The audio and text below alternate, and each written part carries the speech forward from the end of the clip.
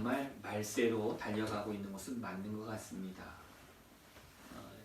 그래도 뭐 이란의 소행이다라고 이번에 발견됐잖아요. 일단 이라크, 이란, 미국과 하여간 중동권이 지금 또 그냥 전쟁의 이야기들이 이렇게 모락모락 나고 있습니다. 그리고 뭐 각 여러 나라에서는 지진도 있고요. 그 다음에 멕시코에서 화산도 터지고요. 자연재해로 태풍도 와서 많은 피해를 입고, 미국은 허리케인이 올라와서 많은 피해가 있고, 많은 기근이 많이 줄어들긴 했음에도 불구하고 아직도 기근이 있는 나라들이 있습니다. 이런 일련의 모든 상황을 보면 지금부터 한 30-40년 전보다 지금이 훨씬 더 그 진행 속도가 빨라지고 있습니다. 이런 모든 상황을 보면 드디어 이제 마지막이 왔나 보다. 그런데 아직 마지막은 아니라고 마태복음 24장에서 말씀해주고 있습니다. 그런 상황이 왔지만 아직 끝은 아니라는 것입니다. 끝은 아니기 때문에 그러기 때문에 지금 참으로 이 말씀이 중요하지 않나 싶습니다. 오늘 본문이 새해 초에 듣기에는 조금 무거울 수 있는 내용입니다. 우리가 무언가를 기억을 해야 되는데 이 내용이 그렇게 유쾌하진 않습니다. 왜 그러냐면 교회 안의 문제들, 마지막 때에 있어질 일들에 대해서 이야기하는 것은 결코 가볍지 않습니다. 왜냐하면 마지막 때 주님께서 우리에게 뭘 보시겠다라고 그렇습니까? 우리의 믿음을 보시겠다라고 합니다. 이 믿음을 지키기 위한 행동이 얼마나 중요한지를 우리 가운데 오늘 다시 한번 말씀해 주기 때문에 올 2020년을 살아가는 우리가 이 말씀을 나누는 것은 올 한 해를 마음을 다시 한번 다잡고 오늘 유다 선지자가 사도가 말씀한 그 말씀을 바탕으로 올 한 해 주님과 교제하면서 승리할 수 있기를 소망하는 마음이 있기 때문에 오늘 본문을 선정했습니다. 자, 그러면 오늘 본문을 잠깐만 살펴보면요. 사랑하는 자들아, 너희는 우리 주 예수 그리스도의 사도들이 미리 한 말을 기억하라. 미리 해줬던 말들을 기억하라는 거예요. 왜 이런 말을 썼냐면 이 유다가 예수 그리스도의 종이고 야고보의 형제 유다라고 합니다. 근데 야고보의 형제 중에 유다가 누가 있는가 하는데 이 유다서의 유력한 후보가 누구냐면 예수님의 동생이라는 거예요. 그러면 엄청 장수했습니다. 이분은. 왜냐하면 이 글이 쓰여진 시기가 AD 65년에서 약 80년 사이라고 합니다. 그러니까 거의 요한계시록 쓰여지던 그 시점하고 별 차이가 없는 시점에 쓰여졌습니다. 그러니까 예수님이 돌아가시고 딱 AD 30년부터 시작해서 30년이나 33년부터 시작해서 65년이니까 한 30년이라는 시간이 지난 다음에 이 글이 쓰여졌으니까 많은 사도들이 복음을 증거하고 많은 가르침이 있었고 그러면서 예수 믿는 사람들이 많아지면서 그들에게 가르쳤던 사도 바울을 통해서 가르쳤던 많은 복음을 적용하고 진리를 바르게 알게 하는 그런 모든 내용들이 그 사이에 있었죠. 그러면서 이 유다서를 쓰는 이 유다가 뭐라고 하냐면 야, 니들이 예전에 했던 그 사도들이 했던 말들을 좀 기억하라 라고 하면서 했던 말이 18절에 그들이 너희에게 말하기를 뭐라고 말했냐면 마지막 때에 이런 사람들이 일어날 것이다 라는 것입니다. 두 그룹의 사람들입니다. 첫째 그룹은 자기의 경건하지 않은 정욕대로 행하는 자, 자기가 경건하지 못해서 자기 정욕대로 행하는 자가 한 사람이 있고 두 번째로 조롱하는 자들이 있을 거라는 거예요. 막 그냥 말로 사람을 갖다가 어렵게 하는 사람들이 있을 거라는 것입니다. 이런 두 부류가 있대요. 근데 이 두 부류의 특징이 뭐냐? 첫째는 분열을 일으킨대요. 이 사람들은 분열을 일으키는 자며 분열을 일으키는 자 이렇게 하니까 막 이렇게 뭐 이렇게 있으면 사이를 이렇게 갈라놓고 이렇게 되죠. 근데 이게 개역 한글판에는 뭐라고 표현되냐면 당을 짓는다는 거예요. 이쪽 당 하나, 이쪽 당 하나, 저쪽 당 하나, 저쪽 당 하나. 고린도전서에 보면 나는 아볼로파라, 나는 게바파라, 나는 바울파라, 아니 나는 그리스도파라, 이렇게 파가 나눠지는 것처럼 이렇게 당을 지어가지고 자기 무리를 만드는 자들이 교회 안에 일어난다라는 것입니다. 또 한 가지 이들의 특징이 뭐냐면 이렇게 말씀하고 있습니다. 이들은 육체에 속했다는 것입니다. 하나님의 뜻이 별로 없어요. 내게만 복이 되면 끝이에요. 나 복 받으면 됐지 뭐 굳이 뭐 다른 사람까지 뭐 꼭 그게 복음에 의해서 내 교회가 잘 되는 것보다 내가 교회 나와서 내 육신의 정욕만 채우면 끝인 거예요. 욕심이 얼마나 끝이 없냐면, 그죠? 돈에 끝이 없다는 것 중에 제가 이해드린 것 중에 하나가 록펠러가 뭐라고 했다고요? 얼마면 만족하겠습니까? 했더니 지금 가지고 있는 거에 조금만 더 있으면 만족하겠다. 만족의 끝이 없다라는 것입니다. 예. 그런 욕심만 채우면 거예요. 내가 교회 와서 내가 잘 되면 끝이에요. 복음은 필요 없습니다. 내가 교회 왔는데 내 사업이 잘 됐어요. 그러면 됐어요. 내가 교회 나왔는데 우리 자녀들이 잘 됐어요. 그러면 됐어요. 이게 육체에 속한 사람들의 모습들 중에 하나입니다. 세 번째 모습이 성령이 없는 자라는 거예요. 성령 없이 교회 일하고 성령 없이 기도하고 성령 없이 교제하고 하는, 그러니 성령 하나님의 역사가 없는 상황에서 일하고 하니까 불평 나오죠.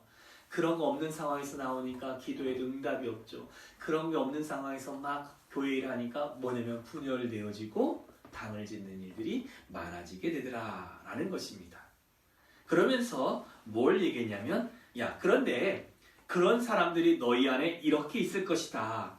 그러니 하나님의 사랑하는 사람아, 이제는 너희가 그런 마지막 때는 그런 사람들이 두 그룹들이 일어나서 교회를 갖다 이렇게 만들 건데 너희들은 네 가지를 좀 했으면 좋겠다.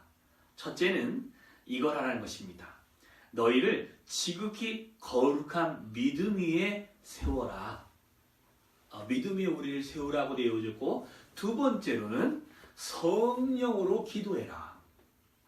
세 번째는 하나님의 사랑 안에서 우리를 지켜라. 네 번째는 영생에 이르도록 우리 주 예수 그리스도의 긍휼을 기다려라. 이 네 가지를 권면하면서, 그러면서 그렇게 네 가지 하면서 어떤 의심 있는 자들의 긍휼을 여기고 어떤 불에서 끌어내어 구원하고, 불에서 이렇게 어떤 사람은 그 불에서 끌어내서 구원도 하고, 또한 육체로 더럽혀진 옷까지도 미워하되 두려움으로 그들을 긍휼히 여기면서 어떻게든 구원받게 하는 일들을 네가 좀 해라. 이렇게 권면하고 있습니다. 자, 우리 가운데 이렇게 이야기하는 것은 우리의 마지막 때에 있어야 될 것들을 우리가 좀 자세히 보라는 것입니다. 근데 우리는 마지막 때에 있을 걸 보면 기독교가 핍박받는다라는 거에 관심이 많습니다. 자, 무슬림이 들어오면 기독교가 핍박을 받는다. 핍박을 받습니까? 여러분, 기독교인의 말씀에 입각하니까 할랄 음식 먹으면 안 되고, 여러분 할랄 음식이 무슬림 거라고 생각하시면 큰 착각입니다. 할랄이라는 말 자체가 히브리어예요. 할랄이라는 것이 뭐냐면 정결한, 그렇게 구분되어진 옷들이라는 거, 그 음식이라는 거예요. 할랄이라는 말이. 근데 걔네들은 그 단어를 갖다가 그대로 써요. 다만 우리가 받아들일 때 무슬림 애들이 할랄 음식을 지정했으니 뭘 얘기해요? 그들이 구별한 음식들을 우리는 부정하다라고 생각을 합니다. 부정합니까? 아니요. 걔네들이 구분 지어놓은 음식이요, 훨씬 더 건강한 음식들입니다. 왜? 성경에서 말하고 있는 대로 해놓으니까 그래요.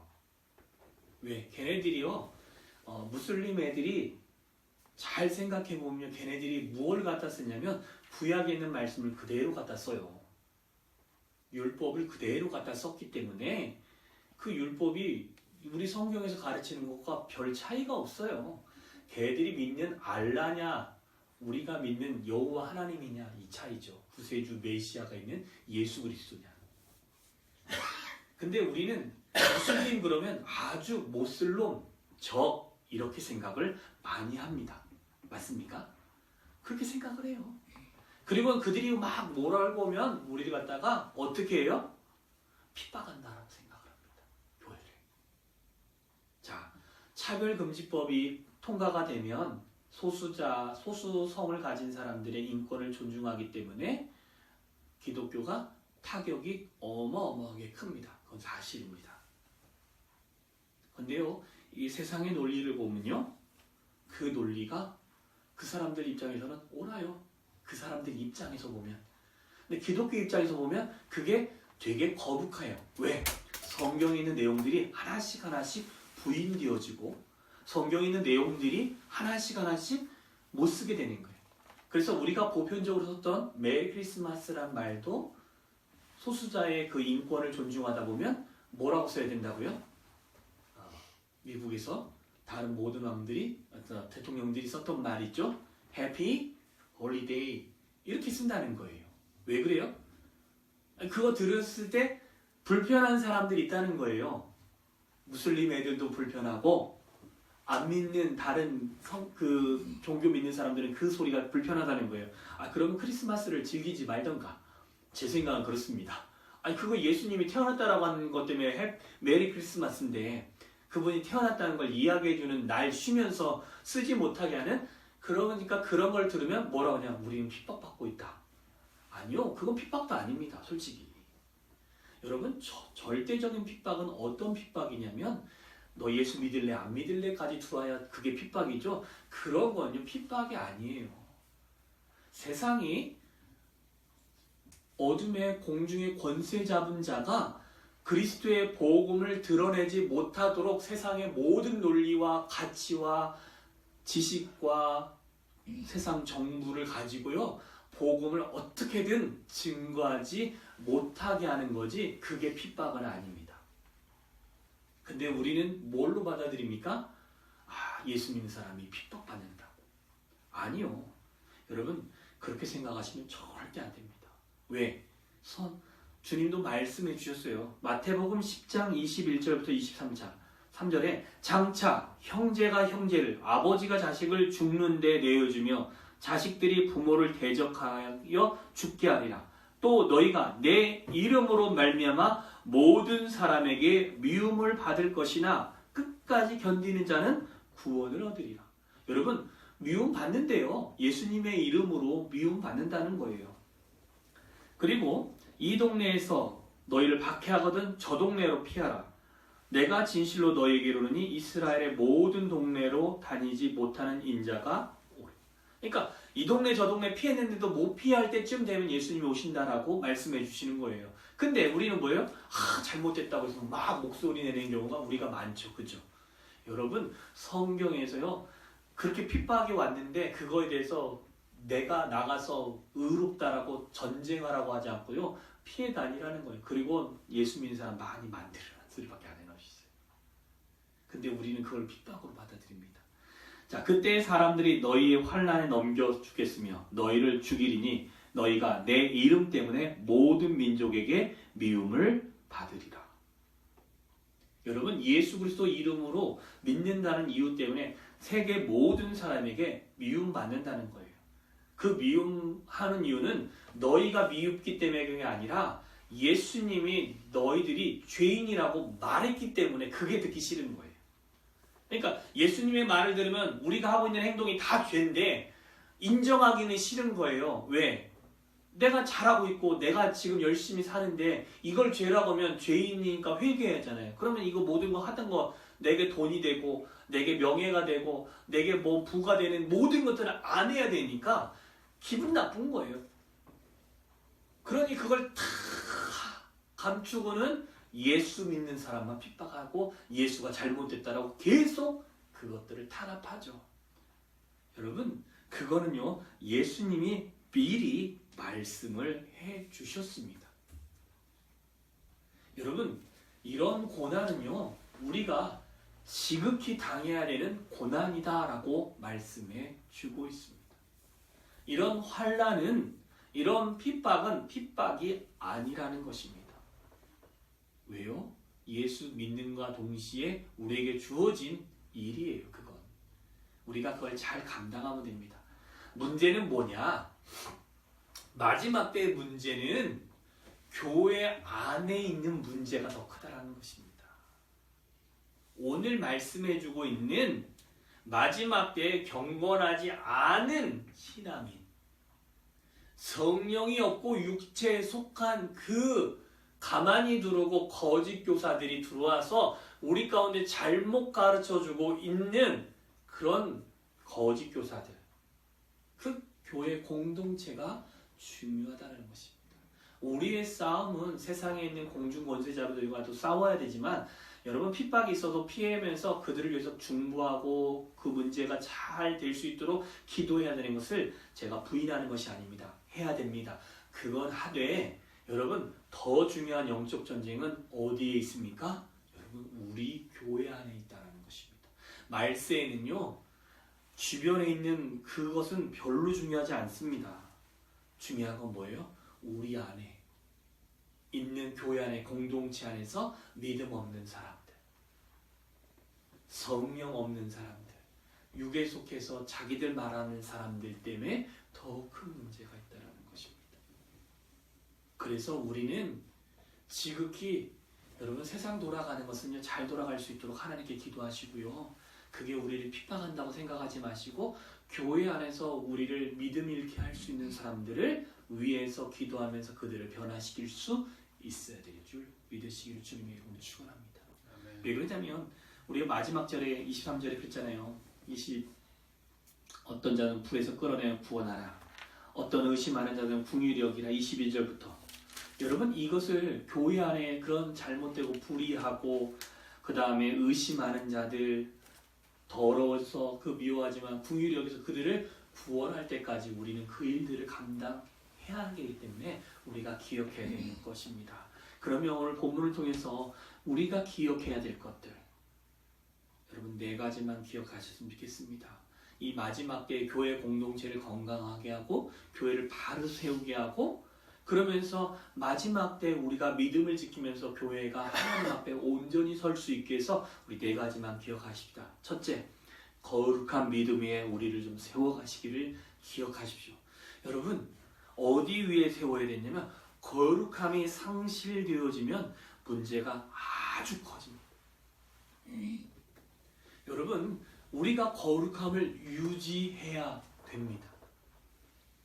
그 위에 우리의 바른 믿음을 세워야 되는 거예요. 여러분, 거룩하다는 것은 구별됐다는 것입니다. 세상에서부터 구별되고 죄와도 구별돼서 생활하는 것을 거룩함이다라는 것입니다. 그죠?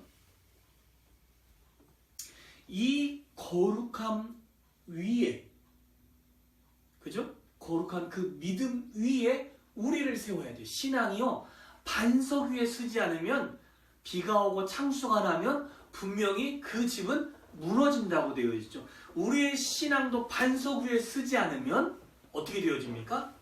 무너지게 되어져 있습니다. 여러분, 거룩한 믿음은요, 우리가 하나님 앞에 설 수 있는 온전한 믿음이다라고 말할 수도 있겠습니다. 그죠? 믿음이 온전한 것이 하나님 앞에서 내가 거룩한 모습으로 설 수 있는 거겠잖아요. 그죠? 마틴 로이드 존스 목사님께서 에스겔서 강해에서 온전한 믿음을 이렇게 말을 해줬습니다. 저는 이걸 동의합니다. 온전한 믿음은 자기 죄를 무시하지 않고 직면하는 것입니다.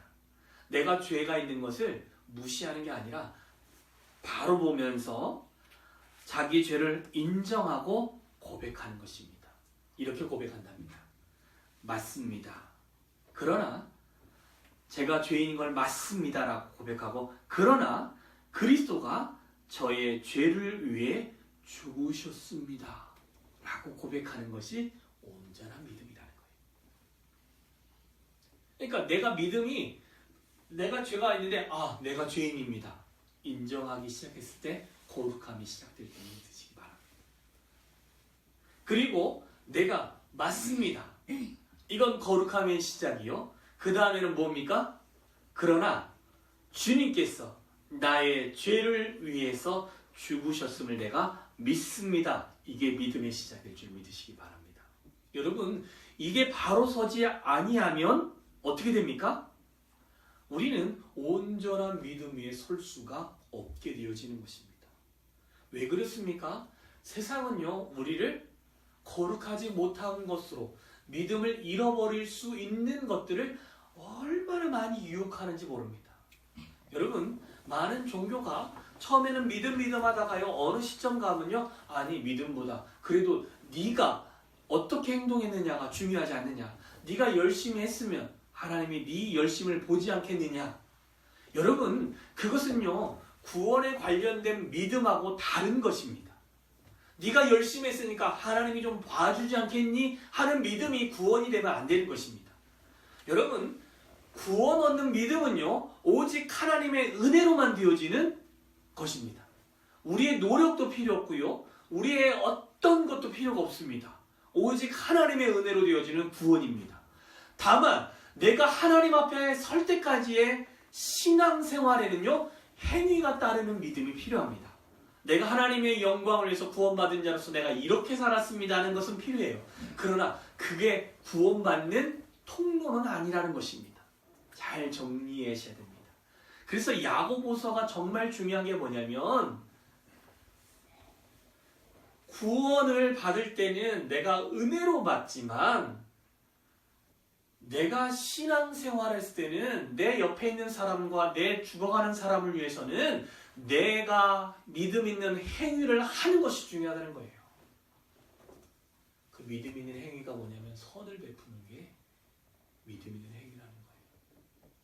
누가복음에 보면 세례 요한이 회개에 합당한 열매를 맺으라라는 그 부분에 보니까 뭐라고 하냐면 물어봅니다. 선생이요, 그러면 우리가 어떻게 회개에 합당한 열매를 맺겠습니까? 했을 때 하는 말이, 첫째, 야, 먹을 것이 좀 있는 사람이 있느냐? 없고 굶주린 사람이 있으면 나눠줘라. 야, 옷 2벌 3벌 있는 사람이 있느냐? 춥고 헐벗은 사람이 있으면 나눠주라는 거예요. 세리가 와서 물어봅니다. 아니 그럼 선생님, 우리는 뭘 해야 됩니까?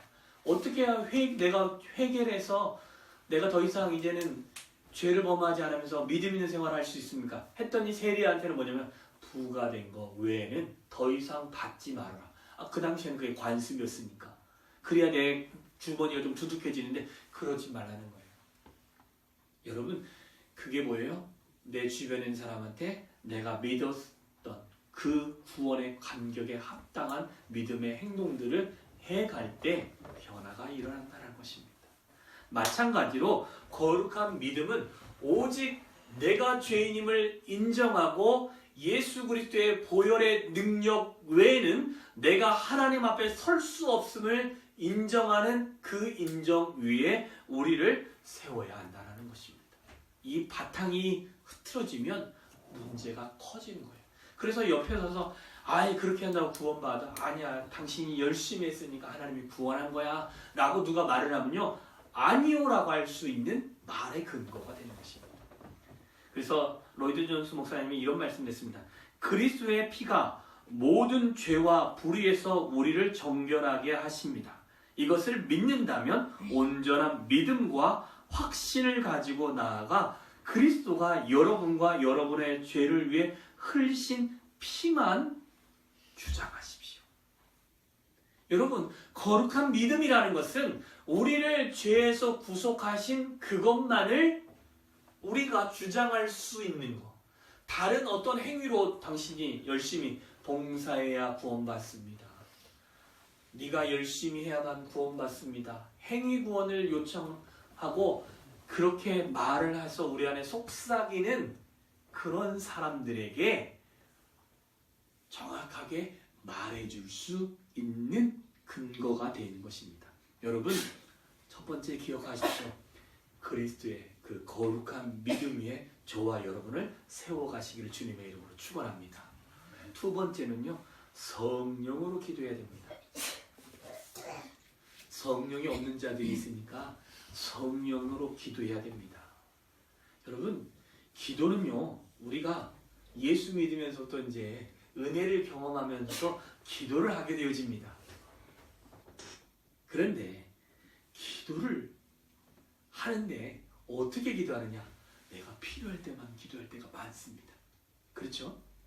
어느 분이 이렇게 기도해서 좀 이야기해놨습니다. 내가 필요할 때만 찾는 기도는 어려운 일이 닥치면 작동하지 않을 수 있다. 진정한 기도는 평상시에 하나님 앞에서 변함없이 이어가야 하는 것입니다. 어떤 상황에도 기도는 멈출 수 없습니다. 그런데요, 이 멈출 수 없는 기도도 성령 하나님의 기도 도와주시는 은혜가 없으면 문제가 있다는 것입니다. 왜 그러냐? 지극히 누구 중심으로 기도하느냐? 내 중심으로 기도한다는 것입니다. 하나님의 마음으로 기도하는 게 아니라 나의 이익을 위해서, 나의 욕심을 위해서, 내 주변에 있는 사람들이 그냥 잘 되는 것만 위해서 기도한다는 것입니다. 솔직히요, 성령에 이끌려서 기도해서 방언을 하면요, 그 방언의 내용을 내가 통변 은사가 없으면 솔직히 내가 기도하는 기도는 모르는 겁니다. 여러분, 안다라고 주장하는 거요, 그거 잘못됐어요. 모른대요. 내가 그 은혜를 경험하지 못하면. 고린도전서에서 분명히 말씀해 주셨습니다. 너희들이 방언을 하는데 그 방언을 하는 기도는 모른다는 거예요. 왜? 그 영적인 것 때문에 그렇다는 거예요. 근데 그걸 내가 안다라고 딱 뚜렷하게 말하는 사람이 있어요. 그 은사 안 받으신 분이. 내가 기도했는데 그 내가 뭔 내용을 한다는, 그것은 방언하는 게 아니라 방언을 흉내내는 거예요.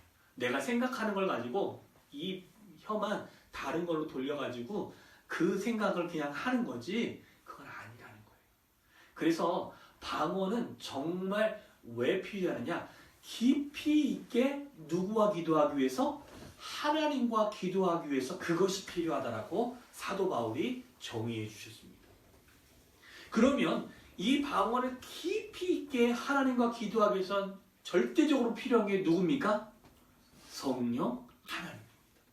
성령 하나님 없이는요, 그렇게 깊이 있게 기도 못해요. 여러분 기도 한번 해보세요. 앉아가지고요, 기도를 해서 자기 뜻대로 의지대로 하면요, 1시간 하면요, 여러분 한 10시간 한 것 같은 느낌이 확 들 겁니다.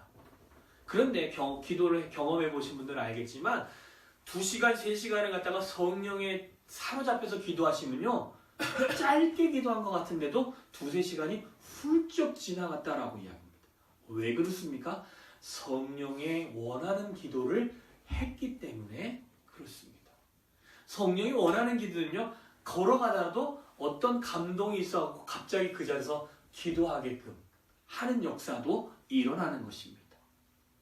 근데 교회 공동체에 성령 없이 행하고 성령 없이 기도하는 사람이 많기 때문에 여러분 마지막 때가 되면 될수록 여러분 성령으로 기도해야 된다는 것을 잊지 마시기를 주님의 이름으로 축원합니다.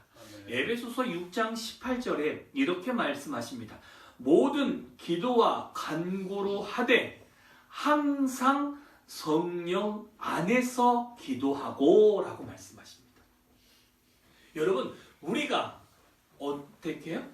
항상 성령 안에서 기도해야 되는 것입니다. 성령의 밖에서 기도하면 문제가 많아질 수 있습니다. 그래서 성령으로 기도하지 않고 매번 기도하니까 뭐냐면 내가 기도했는데 응답이 안 되면 하나님만 살아계신다고 그러고, 내가 열심히 했는데도 뭐가 안 되면 내 기도는 기도빨이 떨어졌다고 그러고. 여러분 기도빨이 떨어진 게 아니에요. 기도에 응답이 없는 이유는 분명히 말씀해 주셨죠. 뭐라고 했어요? 정욕대로 구했기 때문에 그렇다라고 분명히 야고보에서 말씀해주고 있습니다. 우리가 기억해야 될 것이 무엇입니까? 여러분 성령의 충만함 가운데 늘 기도할 수 있도록, 성령과 함께 기도할 수 있도록 그렇게 기도하셔야 될 줄 믿습니다. 말세에는 이 기도 외에는 능력이 나타날 수가 없습니다. 그래서 주님도 그렇지 않습니까? 기도하러 올라갔다가 내려왔는데 제자들에게 어떤 부모가 아픈 아이를 데리고 와가지고 우리 아이가 좀 아프니까 좀 낫게 해달라고, 기도해달라고, 낫게 해달라고, 기적이 나타나게 해달라고 했는데 기적이 안 나타났어요. 에휴 안 되네 이 사람들 그랬는데 주님이 내려오셨어요. 주님 저들한테 내 자녀를 좀 낫게 해달라고 했는데 안 됐습니다. 좀 좀 고쳐주십시오 했더니 주님이 딱 기도하니까 바로 나왔어요. 그 제자들이 궁금할 거 아니에요. 이렇게 물어봅니다. 주님, 우리가 다른 데서는 그렇게 많이 기도하고 많이 그랬는데 왜 능력이 나타나지 않습니까? 그때 주님이 했던 말이 뭐라고요? 금식과 기도 외에는 이런 이유가 날 수 없다. 그죠? 여러분, 거기서 중요한 게 내가 경건함을 유지함과 기도죠. 이 기도가요, 하나님의 성령으로 꾸준히 기도해야 그 능력이 나타나는 거예요. 그래서 우리가 끊임없이, 그래서 사도 바울이 뭐라고 말하냐면 쉬지 말고 기도하라. 그리고 무시로 기도하라. 근데 이 무시로 기도하고 쉬지 않고 기도할 수 있는 방법은 내 의지와 내 능력으로는 절대 불가능하고 무엇으로 가능합니까? 성령으로 가능합니다. 그런데 마지막 때 성령으로 기도하는 이유는 딱 한 가지입니다. 하나님의 구원 계획과 하나님의 능력 행하심과 교회 안에 잘못된 것을 분별할 수 있으려면 성령으로 기도하는 것 외에는 분별이 불가능합니다. 그렇지 않겠어요? 사람들 말이요, 이 사람이 좀 말하고 저 사람이 말하고 저 사람 말하면요, 오래전에 했던 말들이 계속 나오기 때문에 그 말이 틀린 말들은 없어요. 그죠? 30년, 40년 신앙생활하면서 경험하고 했던 말들 다 얘기하잖아요. 그러니까 교회 안에서 나눠지는 말들이 결코 틀린 말들은 없어요. 그런데 그 틀린 말들이 없는 상황에서 하나님께 영광이 되는 걸 분별하는 것은 쉽지 않다는 거예요. 그잖아요. 교회 안에서 이렇게 말하면 그게 틀린 말은 아니잖아요. 그리고 제가 여기서 설교하면 틀리다라고 정지할 수도 없는 거잖아요. 안 틀리니까. 그런데 말씀에 비춰봤을 때, 하나님이 기뻐하시는 것을 비춰봤을 때 아닐 수도 있고 그게 길 수도 있는 것도 있잖아요. 그걸 분별할 때는요, 내 기준으로는 안 되는데 성령께서 조명해 주시면 어떻게 돼요? 밝히 알게 되는 거죠. 그래서 성령으로 기도해야 되는 줄 믿으시기 바랍니다. 세 번째는요, 자신을 하나님의 사랑 안에서 지켜야 된다는 거예요. 이제 말세가 되면은 당을 짓고, 말세가 되면은 조롱하고, 하다 보면 마음에 상처가 되고, 교회 안에 당 짓으니까 나는 이 교회 싫다고 다른 교회 가봤더니 그 교회가 당이 없어요? 그 교회 가니까 또 당이 가 있어요. 그죠? 이 당 저 당이 합쳐갖고 당들이 있는 거예요. 갔더니 여기는 좀 오래된 신앙이, 연조가 오래돼서 개척파, 이쪽은 나중에 들어서 교회를 부흥시켰던 부흥시킨 파. 우리는 그것도 싫다. 우리는 나이가 들었는데 우리 인정 아니니까 우리는 우리끼리 묘보이지 않고, 이렇게 파가 만들어진 거예요. 이쪽 교회에서 싸워가지고 싫어갖고 저 교회 갔더니 그 교회에서 싸우고 있는 거예요. 그러면 돼요, 안 돼요? 여러분, 요즘 교회들이 다 그렇다는 거예요. 여러분, 그런 교회에서 옮겨간다고 답이 있어요, 없어요? 없어요. 마지막 때는 별 수 없다는 거예요. 그렇게 만들어져 갈 거라는 거예요. 당도 많아지고 조롱거리도 많아지는데 여러분을 지킬 수 있는 것은 뭐밖에 없다? 그리스도의, 하나님의 사랑으로 우리를 지켜야 된다는 거예요. 우리 안에 사랑이 많으면요, 모두 이해가 될 수 있고 뭐든지 해결해 갈 수 있는 능력이 됩니다. 우리가 고린도전서 13장을 무슨 장이라고 합니까? 사랑장이라고 합니다. 고린도전서 13장에 이렇게 말씀합니다. 자, 내가 사람의 방언과 천사의 말을 할지라도 사랑이 없으면 소리나는 구리와 울리는 꽹과리가 된다.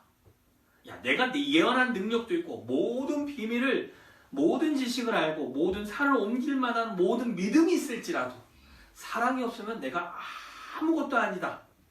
내가 내게 있는 모든 것을 구제하고 내 몸을 불사러 내줄지라도 사랑이 없으면 내게 유익이 없다라는 거예요. 그러니까 내가 신앙이 아무리 좋고 기도를 아무리 잘하고 또한 내가 모든 긍휼함도 있고 불사를 능력도 있고 다 돕는 것들이 있는데 그 안에서 사랑 빠지면 그냥 자기 자랑이지 아무것도 아니라는 거예요. 그러면서 사랑은 온유하며부터 시작하는 것입니다. 여러분, 그 사랑은 온유하며부터 읽어보시면, 자, 고린도전서 13장 한번 볼까요?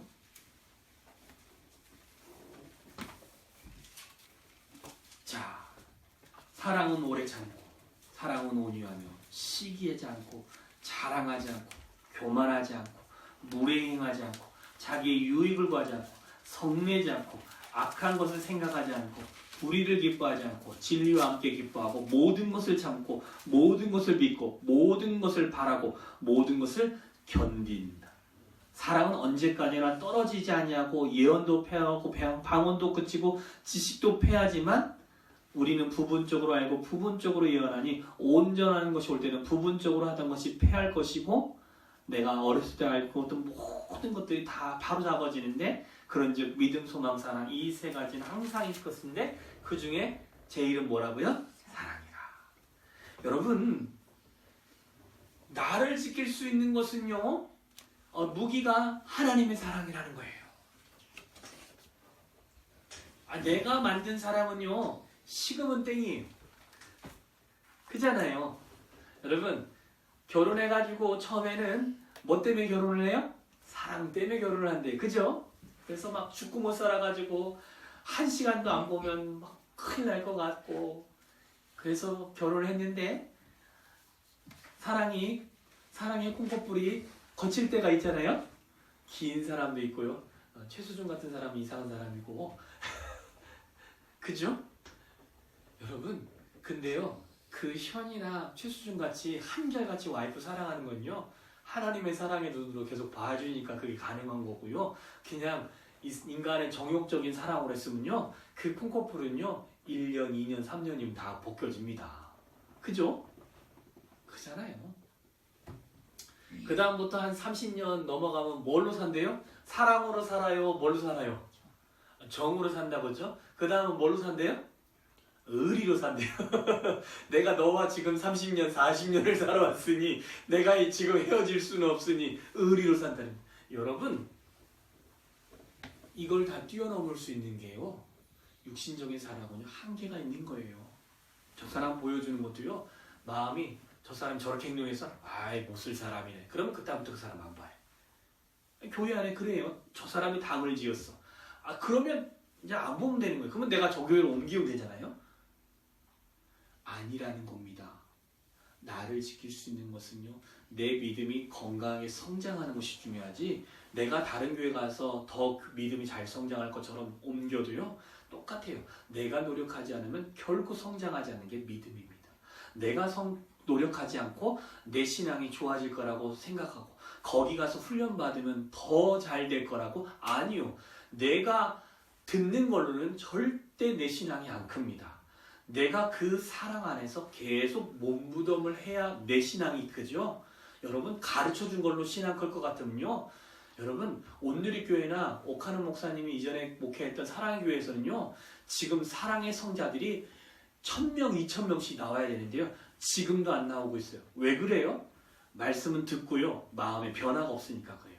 여러분, 마음의 변화가 일으키는 것은요, 딱 한 가지라는 것입니다. 뭘로 가능합니까? 하나님의 사랑으로 가능합니다. 그래서 하나님의 사랑으로 우리를 믿음도 지키고, 나의 성령 충만함도 지키고, 많은 사람이 나를 조롱하는 말에서도 지키고, 당을 짓는 모습을 봤을 때 그들을 위해서 깊이 있게 기도해 줄 수 있는 그 방패막이가 뭐냐? 그리스도의 사랑이다라는 것입니다. 여러분, 그것으로 충만하여지시기를 주님의 이름으로 축원합니다. 마지막으로는요, 마지막 때가 되면 될수록 우리가 바랄 것은요, 이 세상에서 주어지는 걸로 내 생활이 나아지는 것은요, 내가 노력해서 얻는 돈밖에 더 있겠어요? 내가 열심히 키워놓은 자식들이 잘 되는 거 보면서밖에 더 행복이 있겠냐는 거예요. 그죠? 근데 신앙생활 했는데, 오래 신앙생활 했는데, 죽을 때는 가까워져 가는데, 교회 모습 맨날 싸우고, 내가 신앙생활 잘못했나 보다, 이런 말만 들리고, 그러면 안 되잖아요. 그죠? 여러분, 교회가 당을 짓거나 조롱하는 소리가 들릴지라도, 여러분, 마지막 때가 가까우면 가까울수록 우리는 무엇을 바라봐야 되냐? 네 번째입니다. 영생에 이를 때까지 주의 긍휼하심을 기다릴 수 있어야 되는 것입니다. 이 말은 주의 긍휼이다라고 했는데, 하나님께서 우리 가운데 베푸시는 뭘로 생각하면 되냐? 은혜를 우리가 늘 기다리는 마음으로 살아가야 되는 것입니다. 마지막 때는요, 세상에서 나한테 뭔가 득을 줄 거를 생각하면요, 매번 아, 저 목사님이 나한테 뭔가를 잘해주겠지. 아이고, 그것도 오래 못 갑니다. 목사님들 그렇게 건강하고 우리 목사님밖에 없어 하는 목사님들 은퇴될 때 보니까 이상한 짓 하더라고요. 경험해보신 분들은 아잖아요. 개척할 때는 저 목사님이 정말 잘하겠다고 했더니 아유, 한 10년, 20년 지나니까 자기 하고 싶은 대로만 하고 있고요. 하나님의 뜻도 아니고 성도들이 원하는 대로 안 하고요. 여러분, 이 세상에서요, 우리가 기대해가지고 기대 충족되는 것이 많지 않습니다. 그런데 마지막 때가 가까워지면 가까워질수록 더 많아지면 많아졌지 거기에 무슨 소망이 있겠습니까? 그래서 우리 가운데 말씀해주고 있습니다. 여러분, 믿음의 선한 싸움을 싸워라. 영생을 취하라. 이를 위하여 내가 부르심을 받고 많은 증인 앞에 선한 증인으로 우리가 세워졌으니 우리는 70대 때로 위로부터 부어주시는 무엇을 바라봐야 됩니까? 하나님의 긍휼하심, 하나님의 은혜를 바라보면서 이 마지막 때를 살아가야 될 줄 믿습니다. 여러분, 이거밖에 없어요. 더 많은 게 없어요. 하나님 은혜 주시면요, 모든 게 그냥 갑자기 만족합니다. 이 비유가 적절할지 모르겠지만 우리 집에 3번과 4번이 아주 재밌습니다. 3번이 기분이 확 나빴다가도 아빠가 뭐 해줄게 그러면 갑자기 에이 이럽니다. 정말요. 얼마나 예쁜지 몰라요. 그럴 때 우리 4번은 엄마한테 엄마 뭐 해주세요. 엄마 뭐 해주세요. 엄마 뭐 해주세요. 엄마 이거 갖다 사오세요. 은쌤 엄마가 듣다가 못 참으면 저한테 핸드폰을 넘깁니다. 은쌤아 그만 제가 이렇게 한마디 하면 네 그리고 바로 그래.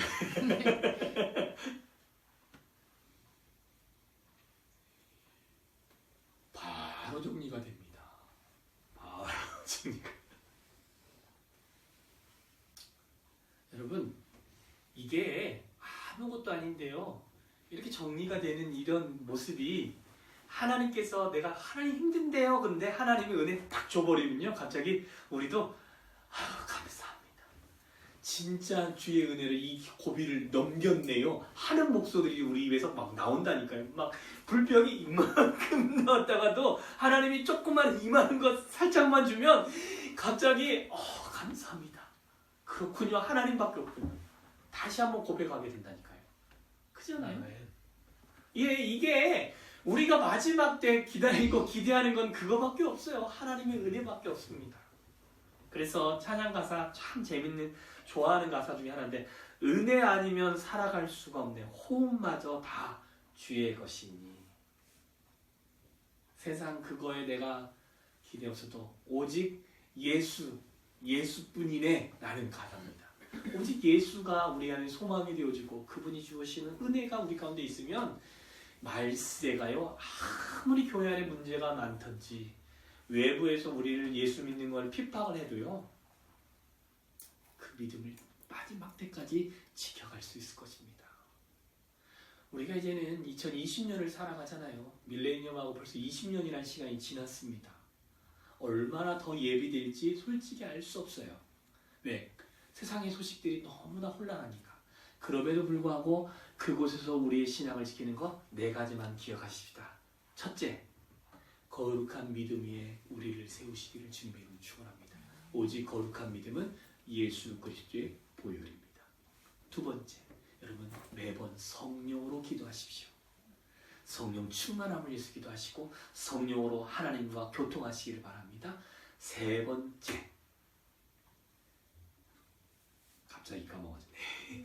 자신을 하나님의 사랑 안에서 지켜가십시오.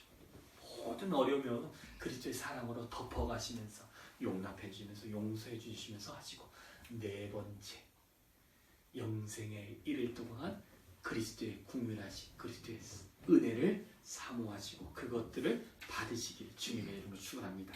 그것을 유지할 때 저와 여러분을 통해서 하나님의 영광, 말세에 승리할 수 있는 우리들이 되어질 줄 믿으시기를 주님의 이름으로 축원합니다. 기도합니다. 좋으신 하나님 아버지 감사합니다. 부족한 우리를 통해서 하나님의 일들을 이루어가시는 줄 믿습니다. 마지막 때가 이럴 때 우리 가운데 권면하며 당부한 말이 그리스도의 거룩한 믿음 위에 우리를 세우며 성령으로 기도하며 그리스도의 사랑으로, 하나님의 사랑으로 우리를 지키며, 그뿐 아니라 영생에 이르기까지 주의 긍휼하심을 바라볼 수 있는 우리들이 되게 하여 주시옵소서. 그로 말미암아 위로부터 부어주시는 하나님의 은혜와 또한 말세 우리가 신앙을 온전히 익혀 착하고 충성된 종아, 네가 작은 일에 충성하였으니 내가 너에게 그것으로 보답하겠다는 그 음성들을 들을 수 있는 우리들이 되어지게 하여 주시옵소서. 매 순간순간 하나님 이 네 가지를 기억하여 우리의 신앙을 믿음 위에 세워갈 수 있도록 도와주시고 믿음의 걸음을 걸어가게 하여 주시옵소서. 주님 붙잡아 주시기를 소망하며 예수님의 이름으로 기도했습니다. 아멘. 이 시간에 우리